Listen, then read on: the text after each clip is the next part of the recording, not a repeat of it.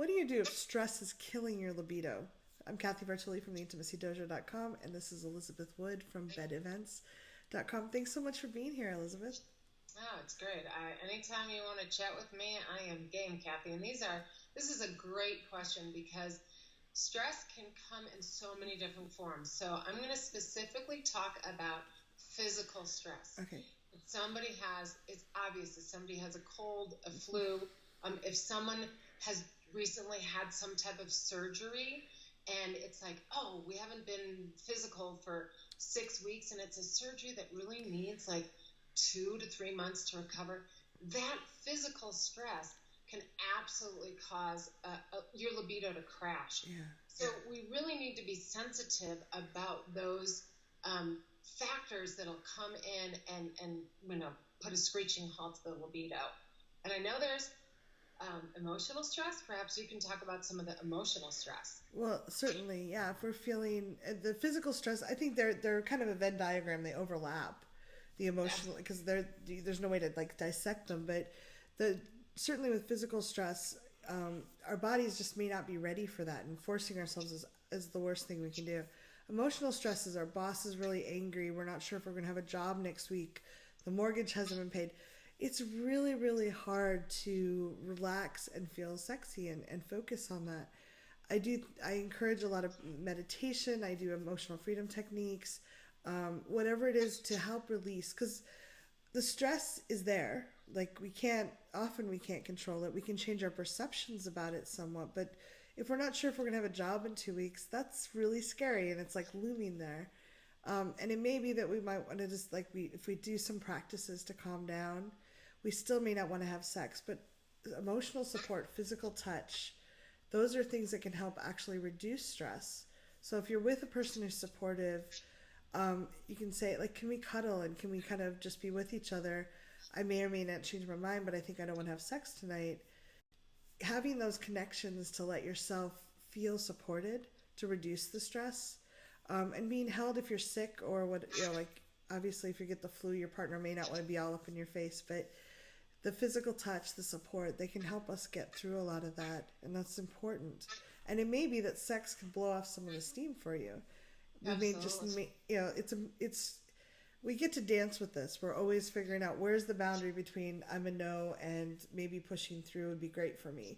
So like we get to walk that and we get to change our mind. So we could be like, I'm not sure what this is. I'm willing to try. Oh, okay. I'm clear. I don't want to go forward. Or, okay, honey, bedroom now.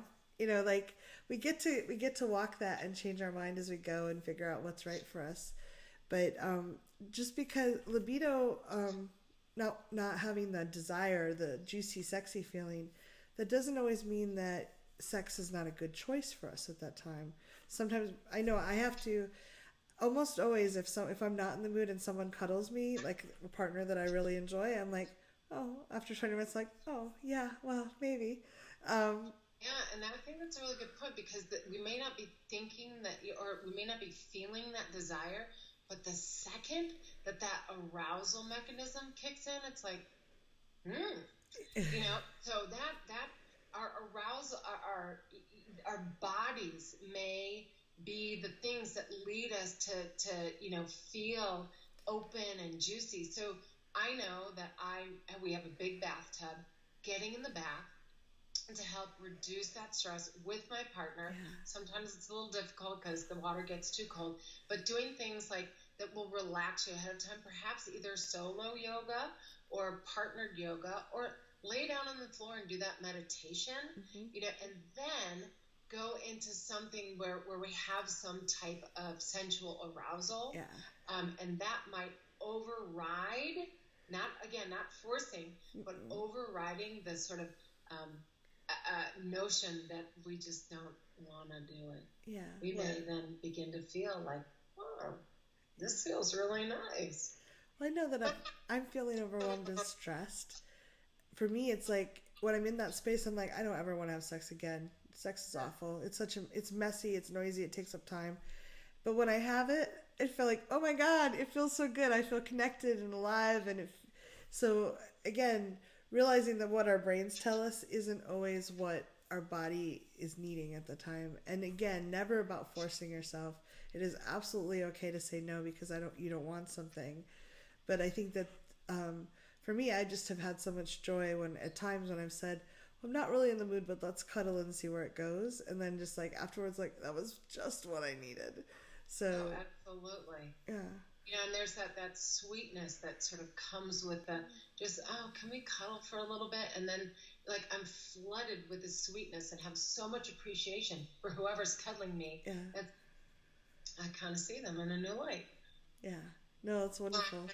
Thanks very much. If you have comments, thoughts, suggestions, leave them below, and we'll get back to you. Thanks, Elizabeth. Thanks, Cathy. Congratulations on taking this time for yourself and learning these things.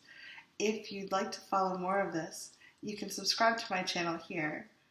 Social media is up here, and there's more videos of this type here. See you soon.